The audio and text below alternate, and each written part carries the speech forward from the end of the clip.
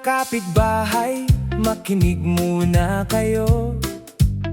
Maikwento akong bago at siguradong matatawa kayo.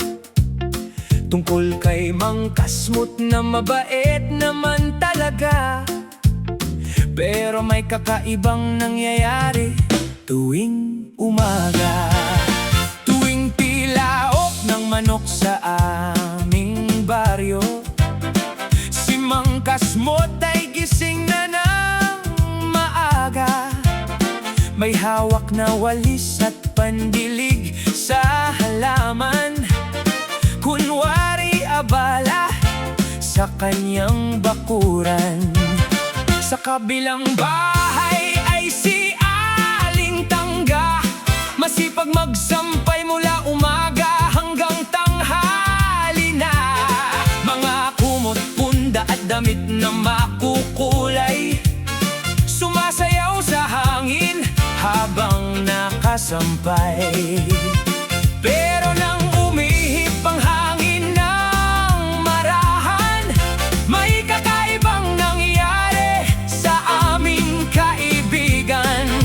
Napahinto siya at napangiti bigla, parang may hiwagang dala ang simoy ng umaga.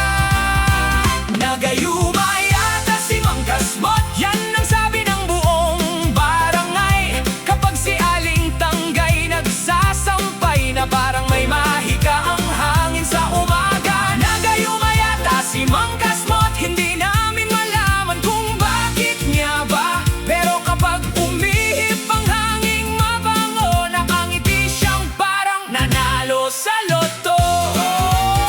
Mukhang napakahalimuyak ng mga sinampay ni Aling Tangga, parang kampupot ang bango tuwing umaga.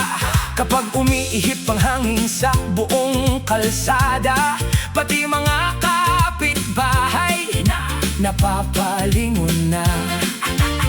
Si Mang Kasmot na may napapangiti bigla, parang may dalang saya ang simoy ng umaga. Sabi ng mga usisero sa may tindahan, gayumang-gayuma yata sa bango ng labahan. Si Aling Nena ay nagtaka rin, bakit si Mang Kasmot ay laging good mood pa rin. Si Mang Eric na may napapailing lang, habang si Kapitan ay tawang-tawa naman.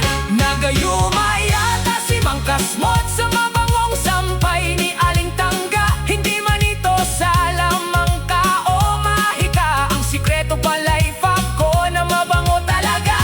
Kapag umihip ang hangin sa buong baryo, ngiti niya'y abot hanggang kabilang kanto. Sa bango ng labada at hanging masaya, nagiging mas maganda ang bawat umaga. Isang araw ay nabunyag din ang hiwagang pinag-uusapan ng lahat sa amin.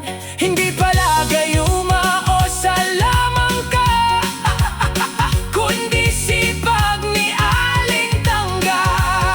Maagang naglalaba, maayos magsampay, kaya ang bango'y umaabot hanggang kabilang bahay. At tuwing dumadaan ng hanging amihan, lahat ay napapangiti sa buong daan.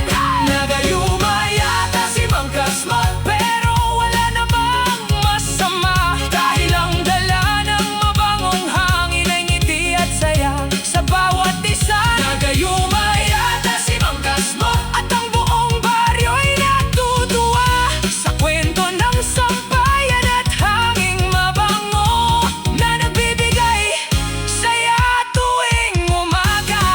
Si Mang Kasmot at si Aling Tangga, mga bida ng baryo tuwing umaga. Kapag umihip ang hanging mabango, tawanan at saya ang hatid nito. Oy Mang Kasmot, anong sikreto mo? Simpleng sagot mga pare, mabango lang talaga ang sinampay ni Aling Tangga.